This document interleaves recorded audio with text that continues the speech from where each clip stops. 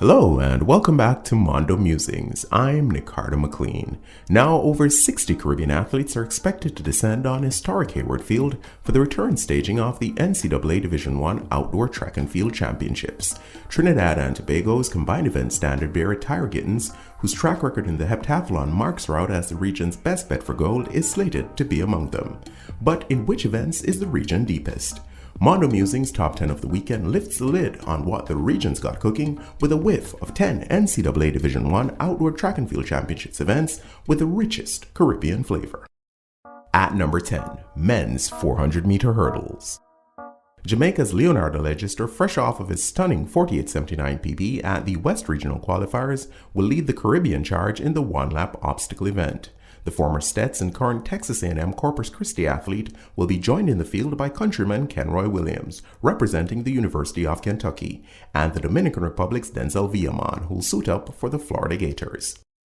At number 9, men's 110-meter hurdles. A trio of Jamaicans will vie for the crown in the high hurdles. LSU's Damian Thomas, owner of the fastest wind legal time in the American collegiate ranks this season at 13:22, should be champing at the bit to get back on track after some recent subpar showings. Arkansas's Philip Lemonius, on the other hand, will head to Hayward Field riding a wave of confidence generated by his 13:44 lifetime best at West Regionals. The duo from the Southeastern Conference will have Clemson's LaFrance Campbell, a longtime campaigner in the Atlantic Coast Conference, for company. At number 8, men's long jump. Tennessee's Jamaican jumps leader Kerry McLeod is set to continue his thrilling duel with LSU star Javon Harrison in Oregon. Considering the stakes and the stage, grasping goal may require something bigger than the 8:34 PB that McLeod jumped to claim the SEC outdoor title over his arch-rival. Kansas State's Jelani Walker, who extended his lifetime best to 7:96 at the Big 12 Championships, and the enigmatic Breen Wasom also qualified for the grand finale. At number 7, women's long jump.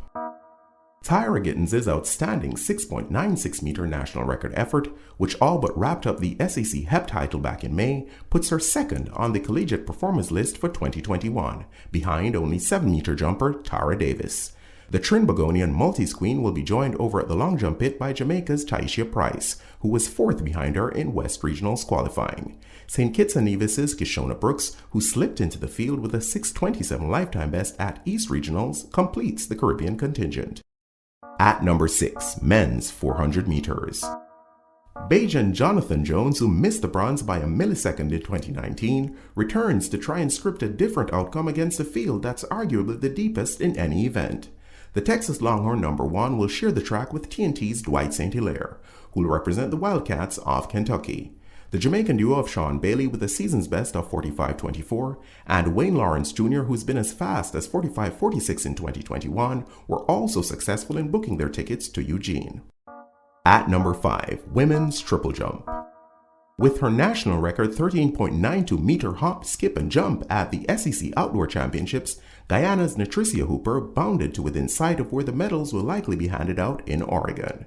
It's territory that Vincentian Mikisha Welcome is also very close to, following her own national best 13.72 at the beginning of May. The Bahamas' Charisma Taylor, who logged a lifetime best 13.63 at West Regionals, and Jamaica's Rihanna Phipps, whose season's best of 13.20 meters saw her pip Guyanese teammate Shantoba Bride for the final pass from the West to Eugene, are the other Caribbean entries to keep an eye on. At number 4, women's 100-meter hurdles. Fleet-footed Jamaican junior Akira Nugent is one of the headliners in a stacked sprint hurdles field.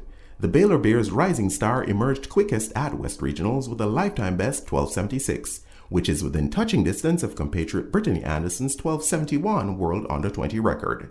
Fellow Jamaican Desiree Freeman, who produced a 12.85 personal best at the same meet, has been as consistent as any this season. The Arkansas Lady Razorback will look to keep things going alongside countrywoman Trishana Hemmings, who PB'd with 12.94 at the East Regional Qualifiers, and Rosalie Cooper, who followed suit with 12.98. At number 3, women's 100 meters.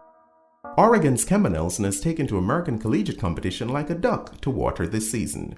Her 10.98 PB blitz at West Regionals was a perfect warm-up for the fiery finale that awaits on her home track.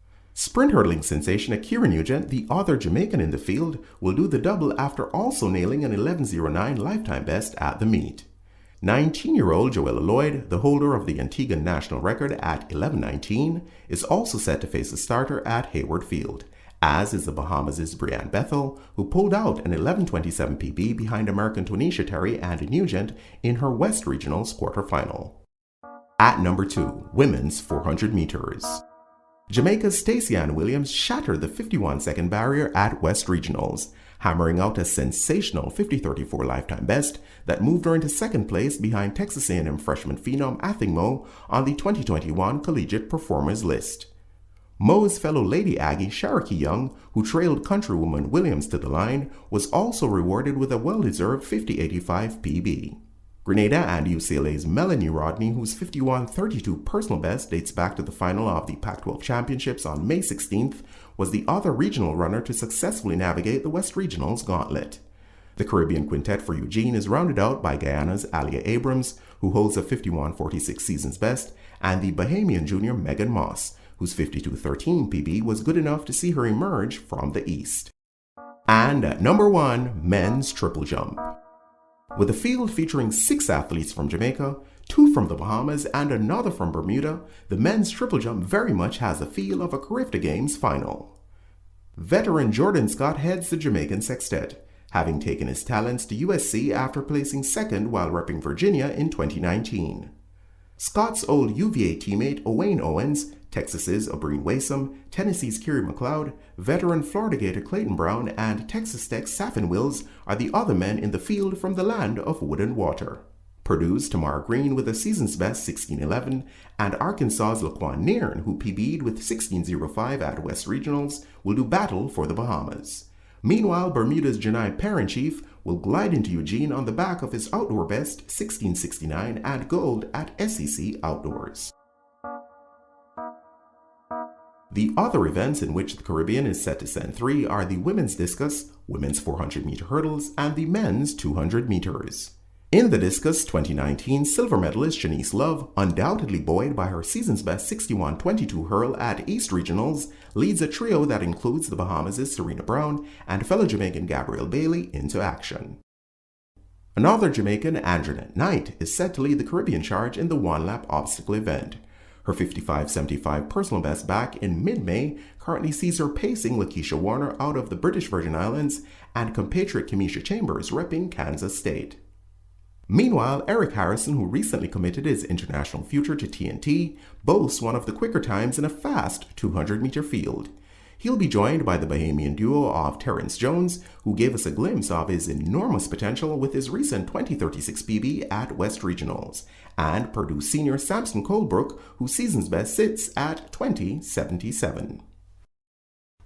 And so that's it for another installment of Top 10 of the Weekend. Thanks as always for watching. Until next time, Godspeed.